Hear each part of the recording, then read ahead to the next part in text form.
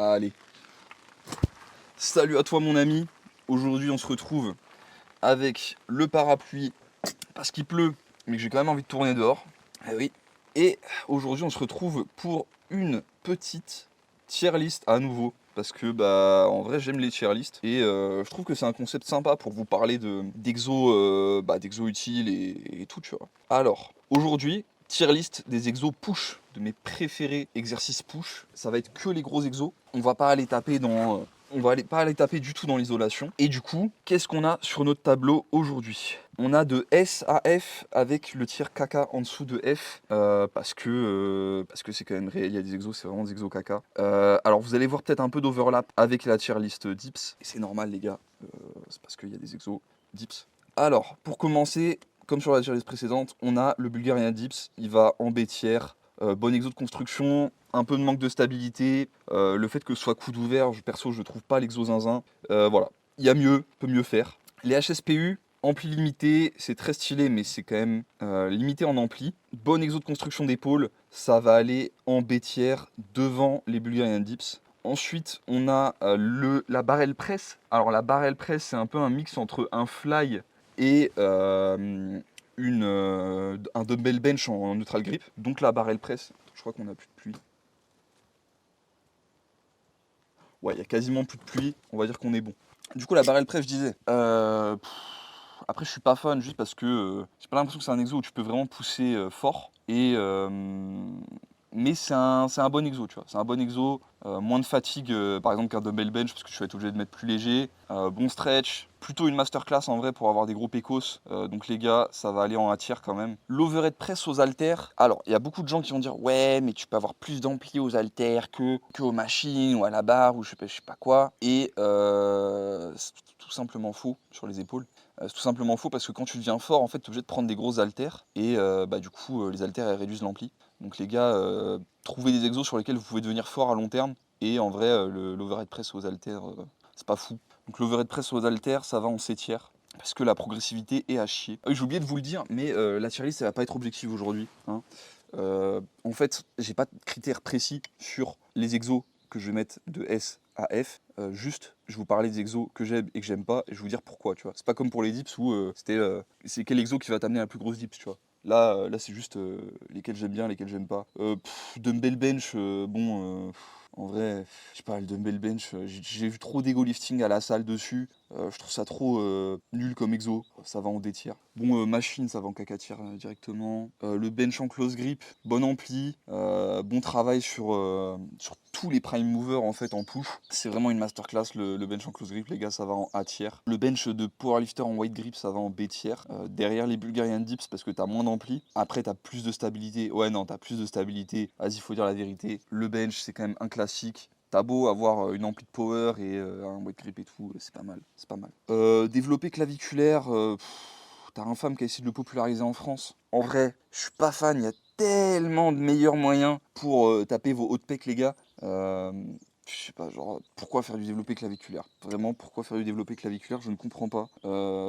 E-tiers, franchement. Du bench à la Smith, j'aime pas le bench à la Smith. Les gars, je dois être honnête avec vous, j'aime pas le bench à la Smith. Au niveau hypertrophie, si je devais être honnête, je pense que je le mettrais genre juste devant le bench normal. Mais j'aime pas le bench à la Smith, donc il va aller en F-tier. Ah putain, j'ai mal tiré le truc.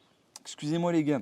Ce que j'avais mis en fait en OHP aux haltères, en fait, c'était de l'OHP, la behind the neck press à la barre assis. Et la behind the neck press à la barre assis, tu peux avoir une ampli de zinzin, bien meilleure que les haltères notamment.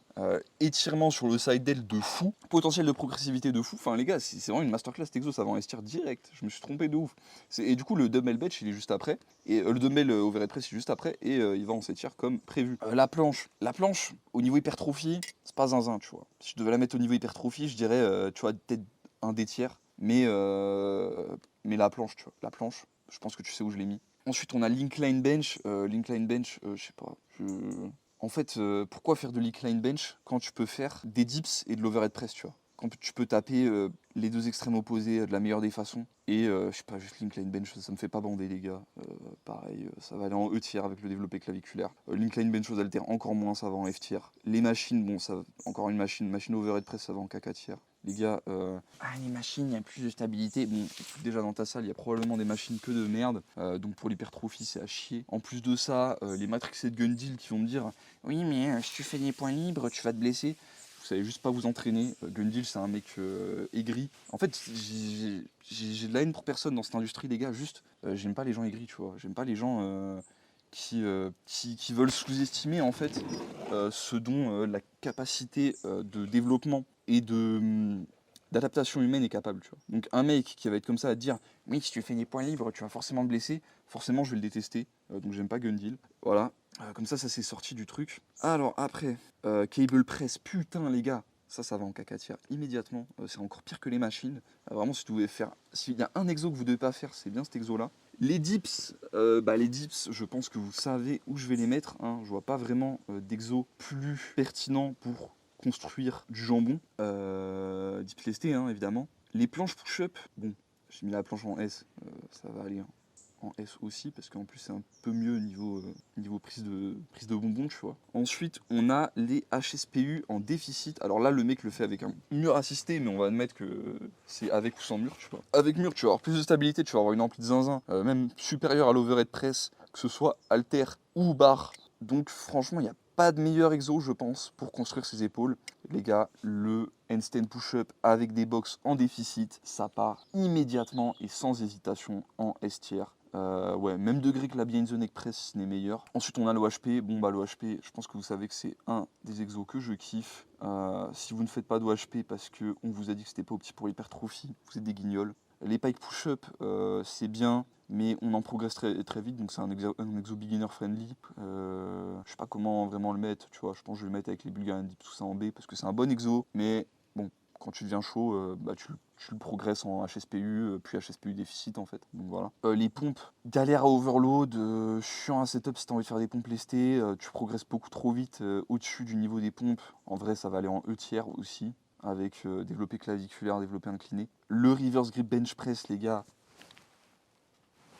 Si vous voulez du haut de pec, vous passez votre temps à comment je vais faire de l'incliné, comment je vais avoir mon haut de pec, je vais faire du développé claviculaire, je vais faire de l'incliné. Tu fais des trucs qui te mettent tes épaules en danger. Enfin, en vrai, c'est pas moi qui vais vous dire de pas faire un exo parce qu'il est dangereux, parce que il faut se conditionner sur des exos dangereux justement. Mais putain les gars, le bench en reverse grip, vous avez un exo qui est tranquille sur les articulations, que vous pouvez charger comme des malades, qui fait le mouvement parfait pour développer ton haut de pec. Et en plus de ça, qui a un gros mouvement, tu vois. Genre, en fait, c'est comme un bench classique, mais en mieux, tu vois. Parce qu'il y a plus d'ampli. Tu vas taper des zones musculaires qui sont plus délaissées et que les gens apprécient dans le body. Pourquoi faire du bench quand tu peux faire du bench en reverse grip? C'est une vraie question. Donc, le bench en reverse grip, les gars, je pense que vous avez compris ma passion. Il va aller en S tier, c'est sans hésiter. L'OHP, je vais la redescendre en A tier, les gars, parce que bah, j'avoue que les HSPU et la Behind the Neck Press sont un peu meilleurs, en tout cas à mon avis. Ensuite, on a les pompes sur anneau. Donc là, c'est vrai que c'est un peu mieux pour pouvoir les lester, les overload et un peu tout le bazar, tu vois. Et c'est un exo sympa quand même. C'est un très très bon exo qui va avoir aussi pareil bon ampli, donc tu as un bon potentiel de faire des partiels dans un peu toutes les portions du mouvement, gros potentiel de progression. Je pense que on peut honnêtement le mettre en A tiers en vrai les gars, même niveau que le bench close grip, ça me paraît honnête. Ensuite on a les RTO dips, vos anneaux, c'est bien, c'est un bon exo si tu as envie de te rajouter un peu de taf sans te rajouter trop de fatigue. Après, est-ce que c'est vraiment le genre d'exo qui me fait juter, tu vois? Non. Ça va partir en C tiers en vrai parce que bah il y a mieux. Les Bulgarian Dips pour moi sont mieux en vrai. Ensuite on a, qu'est-ce que c'est que ça? C'est de l'overhead press assis. L'overhead press assis ça va aller en A tier devant l'overhead press normal parce que bah stabilité les gars. Ah non, non en B tier parce que putain c'est stylé l'overhead press normal quand même. Et l'overhead press normal c'est un meilleur exo genre pour tout le corps tu vois. Parce que alors tu vas avoir plus de fatigue systémique certes, mais derrière tu vas être capable de te coordonner tu vois pour pousser un truc lourd au-dessus de ta tête tu vois, c'est pas juste j'ai des grosses épaules mais je sais pas m'en servir. Machine dips, bon bah machine caca. Et voilà, on en a fini pour aujourd'hui les gars. Comme vous l'avez vu, je suis le plus objectif de tous les youtubeurs fitness. Fitness, santé, dev perso quand même, ne mettez pas juste dans la case fitness sinon je vais me faire chier. Et bah, je crois que on est tout bon, hein. Donc maintenant, comme d'habitude, je vais finir par une petite pub, hein. Si vous voulez un suivi Insta, si vous êtes novice ou débutant, ça s'adresse pas trop à vous, vous pouvez vous débrouiller tout seul normalement. Si vous voulez vraiment, vous pouvez, il n'y a pas de souci, hein. Moi, ça me dérange pas de gagner de l'argent. Et au-delà de ça, abonnez-vous, likez, abonnez-vous à tous mes réseaux, regardez les autres vidéos et ouais, propagandez-moi, tu vois. Propagandez-moi fort, mettez des coms pour le référencement. Soyez la meilleure communauté, soyez les meilleurs abonnés. Faites en sorte que je vous aime parce que je vous aime déjà beaucoup. Et au revoir.